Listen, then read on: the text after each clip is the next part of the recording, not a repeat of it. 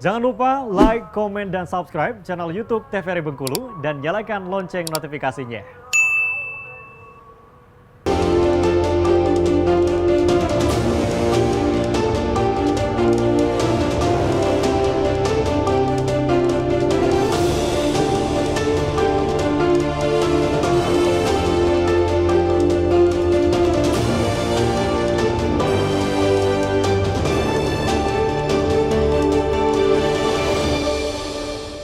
Pemirsa, terima kasih Anda masih menyaksikan Berendo TVRI Bengkulu masih dengan tema yang sama terkait dengan mitigasi bencana. Pak Aris, terkait dengan kesiapan fasilitas dan juga sumber daya manusia mungkin di PMI Provinsi Bengkulu dalam mitigasi bencana ini sejauh ini seperti apa Pak? Adakah kendala atau bagaimana? Kalau selama ini sebenarnya kendala kita banyak sekali itu di PMI Provinsi Bengkulu itu, termasuk SDM-nya. SDM-nya itu karena kurangnya asupan yang terjadi di PMI Provinsi Bengkulu, sehingga SDM-nya itu terkadang ya, tapi untunglah kita udah dibantu relawan sekarang, karena relawan kita udah ada di mana-mana, kita udah punya peralatan, udah punya mobil tangki aja udah ada 3, kita di sana di PMI Provinsi Bengkulu itu udah punya double cabin 1, punya bus 1, donor darahnya ada 1, ambulan ada 2, itu yang peralatan kita yang ada di sana. Termasuk tenda dan lain-lain itu. Ada perahu karet juga ada di sana. Untuk peralatan penyelam juga ada di PMI itu. Nah, tinggal lagi itu tadi SDM-nya. SDM-nya ini ya terkadang itu kami juga harus turun kan. Kapan terjadi bencana itu nggak peduli lagi. Udah pengurus-pengurus juga harus turun. Nggak peduli lagi apa ini relawan, apa ini pegawainya PMI, apa ini siapanya, udah pengurus juga turun. Nah, malah terkadang Pak Ketua sama Pak Sekretaris juga harus turun kan, kapan ada di daerah bencana itu. Jadi itu yang kami lakukan. Baik, intinya adalah seluruh anggota dari PMI sendiri harus memahami mitigasi bencana ya Bapak ya. Harus memahami itu. Baik, tadi juga Bapak singgung kalau misalnya lagi kemarau panjang ya Bapak ya, itu dari PMI bisa menerima bantuan air ya Bapak ya untuk masyarakat Bapak? Bukan menerima, memberikan ya, memberikan. Jadi lagi-lagi kita ada kerjasama dengan PDAM. Jadi kalau nanti ada kemarau panjang dan toh ada permintaan dari masyarakat yang banyak, nanti kami lapor dulu ke PMI Pusat. PMI Pusat yang merintahkan nanti suplai air. Nah, suplai air itu nanti kami kerjasamanya sama PDAM Kota Bengkulu. Untuk kita bersurat ke sana, kita dikasihnya voucher, namanya voucher. Voucher berapa banyak pun itu kita mau minta udah dikasihnya. Tapi nanti ada di pembukuan mereka kita catat nanti.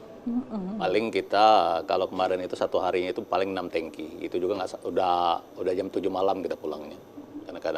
Karena masyarakat harusnya kita itu yang namanya bencana kekeringan itu harusnya kita kan mendropnya atau 2 titik atau berapa titik di per 1 kelurahan.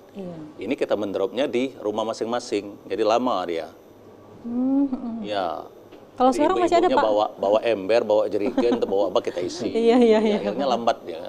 Harusnya mereka punya tempat penampungan yang 5 kubik misalnya, udah kita taruh aja di sana, bagilah masyarakatnya di sana. Itu cepat dia kalau kayak gitu. Tapi takutnya berebutan Pak kalau gitu. Takutnya itu berebutan. Makanya mereka punya wadah masing-masing ya Bapak ya. Iya. Tapi sejauh ini masih ada Pak yang minta bantuan air untuk beberapa titik di Bengkulu? Kemarin sudah mulai ada yang minta bantuan air. Saya bilang ya tunggu dulu karena kita belum juga ada perintah dari pusat. Kalau memang masih kekeringan juga udah minta dulu sama tetangga, saya bilang. Baik. Ya.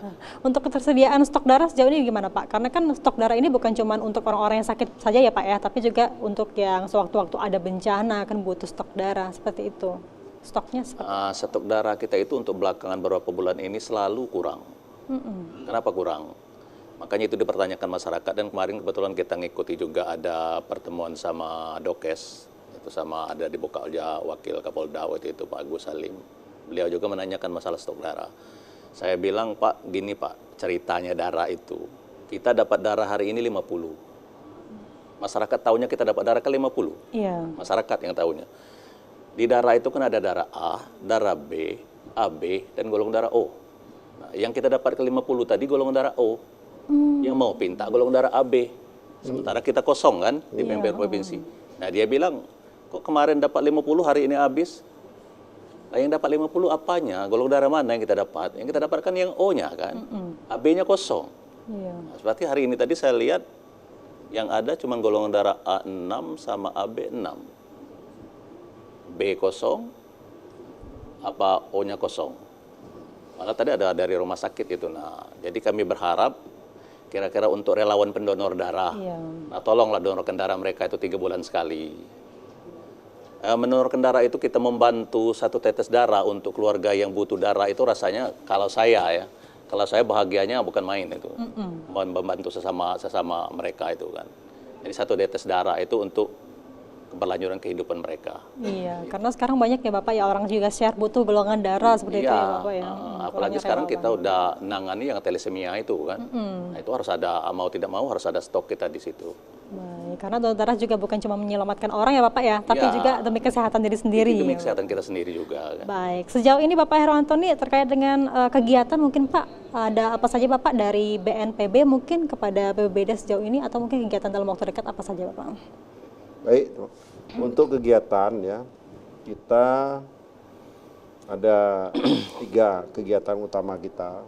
Pertama di prabencana, pada saat ini lagi penyusunan dokumen, kelanjutan dokumen pengurangan risiko bencana. Kemudian kita lagi menyusun rencana kontingensi, salah satu bencana yaitu banjir. Ya. Kemudian kita juga mempersiapkan untuk bagaimana untuk meningkatkan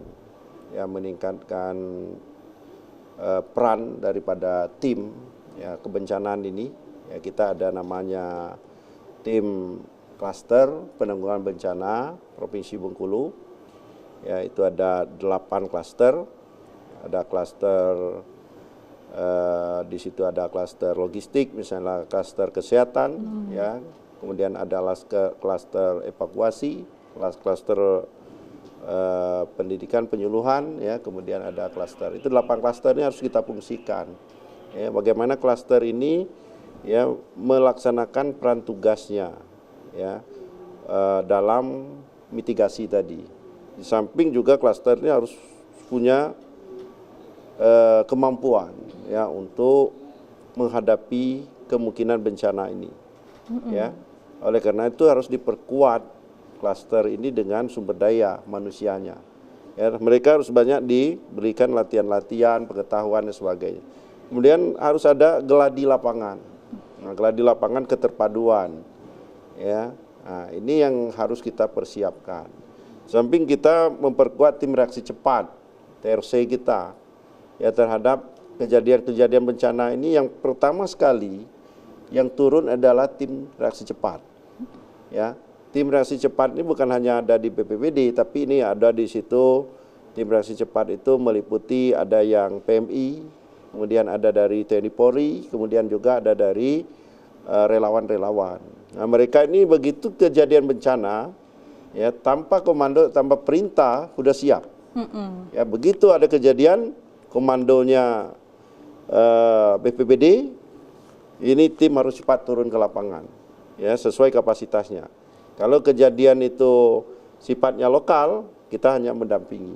Tapi kalau kejadiannya itu sudah masif beberapa kabupaten, ya kita harus sudah membentuk posko dan bagaimana kita untuk kaji cepat mendapatkan data-data, mengkaji, membahas dan menetapkan status kebencanaan kita. Apakah kondisi darurat, tanggap darurat, ya, atau dalam kondisi siaga. Itu yang harus punya kemampuan kecepatan 1 kali 24 jam, ya, untuk menentukan ini. Kalau kita terlambat juga untuk tindakan penanganannya. Berarti tanpa perlu komando Ya. mereka sudah bergerak ya Pak penanganannya ini dia harus begitu beriring. Ya, kaji cepatnya jalan, penanganannya juga jalan. Penanganan penyelapan manusia dulu. Ya, korban jangan sampai ada korban. Kalaupun ada korban segera ditangani, jangan sampai dia jatuh korban, misalnya sampai korban meninggal dan sebagainya. Baik. Kemudian harus siap dengan ketika dalam kondisi darurat berarti harus siap dengan logistik. Ya, sumber daya makanan, air, ya termasuk dengan kelengkapan kebutuhan dasar lainnya.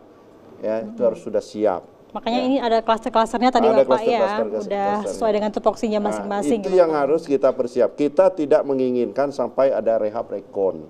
Ya, rehab rekon itu kan kalau bencana itu sudah terjadi bencana. sudah terjadi. Nah, kita berharap sudah kita cukup di prabencana. Ya, prabencana sudah cukup. Nah, tapi kalau harus sampai ke kejadiannya tadi terjadi bencana, kita juga harus siap. Baik, Pak Herwan dan juga Pak Aris, kita jeda dulu, nanti kita bahas lagi dengan tema kita mitigasi bencana. Pemirsa, kami akan kembali setelah jeda pariwara berikut ini.